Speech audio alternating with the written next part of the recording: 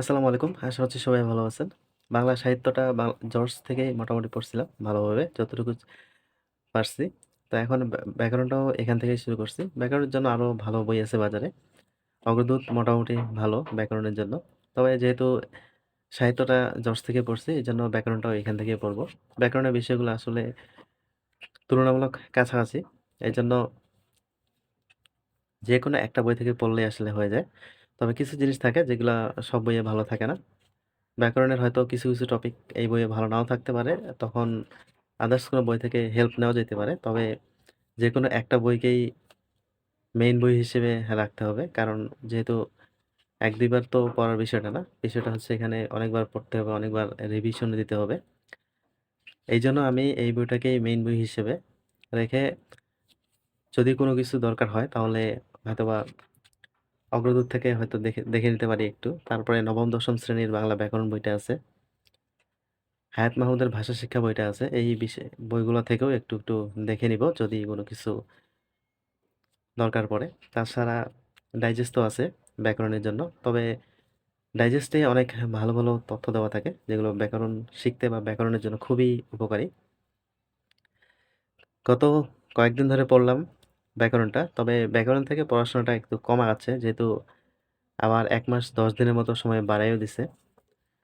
এইজন্য ব্যাকরণ থেকে এখন পর্যন্ত ধ্বনি, বর্ণ, ধ্বনির পরিবর্তন, ভাষার উৎপত্তি, ব্যাকরণের আলোচ্য বিষয়, সমাস, সন্ধি, প্রকৃতি প্রত্যয়, বাগধারা, প্রতিশব্দ এবং পরিভাষা এই কয়েকটা টপিক পড়া হয়েছে। আর এখানে সবচেয়ে বড় যে সমস্যাটা সেটা হচ্ছে যে প্রতিটা চ্যাপ্টারে অনেকগুলো করে এমসিকিউ যেটার জন্য পড়াটা আসলে একটু কম আগায়।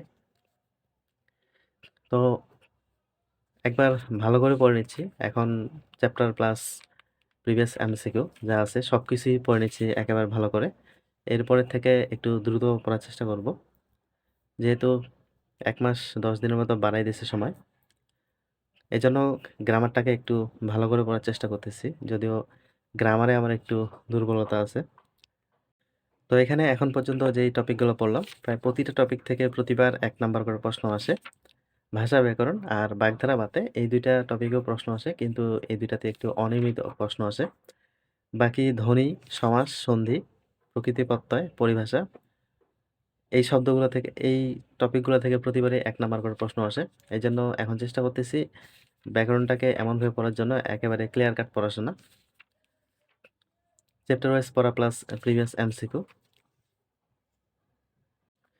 তো এখানে প্রিভিয়াস প্রশ্নগুলোর প্রতি একটু গুরুত্ব বেশি দিচ্ছি। কারণ মুখস্থ টাইপের যে পড়াশোনা এগুলো কিন্তু মোটামুটি প্রিভিয়াস গুলো পড়লেই হয়ে যায়। ওখান থেকেই কিন্তু কমন পড়ে যায়। আর প্রিভিয়াস ছাড়া যদি প্রশ্ন করে তাহলে কিন্তু পারা যে কারোর জন্যই কঠিন হয়ে যায়। এজন্য প্রিভিয়াস প্রশ্নগুলোকে খুব ভালো করে পড়তেছি যাতে করে প্রিভিয়াস প্রশ্ন থেকে প্রশ্ন আসা এইটা যেন কোনো ক্রমেই যেন ভুল না হয়। তো ২০ দিনের মধ্যে এই সিলেবাসটা শেষ করতে চাইছিলাম। এখন যেহেতু সময় একটু বাড়ায় দিছে, তো আরেকটু ভালো করে পড়ার জন্য সময় হয়তো আরো কয়েকদিন লাগতে পারে। তবে ব্যাকরণটাতে একটু সময় বেশি লাগতেছে। কারণ ব্যাকরণটাতে একটু দুর্বলতা আছে আমার। বাকিগুলোতে হয়তো বেশি সময় লাগবে না। কারণ বাকিগুলা মোটামুটি ভালো পড়াশোনা আছে। তো চেষ্টা করব তারপরেও ব্যাকরণটা খুব তাড়াতাড়ি শেষ করার জন্য। ব্যাকরণটাকে পুরা জিনিসটাকে এবারে একটু ভালো করে গুছায় নেওয়ার চেষ্টা করতেছি। যেন পরবর্তীতে আর ব্যাকরণ নিয়ে কোনো রকম সমস্যা না থাকে। এজন্য সময় একটু বেশি লাগলেও লাগুক। তো এখানে যেই সিলেবাসটা করছিলাম, যে রুটিনটা করছিলাম এটা ১৫০ মার্কের। এই ১৫০ মার্কই আসলে অনেক বেশি গুরুত্বপূর্ণ। এটাই ফলাফল নির্ধারণ করে দিবে আসলে ভালো একটা পজিটিভ রেজাল্ট আনা যাবে কিনা।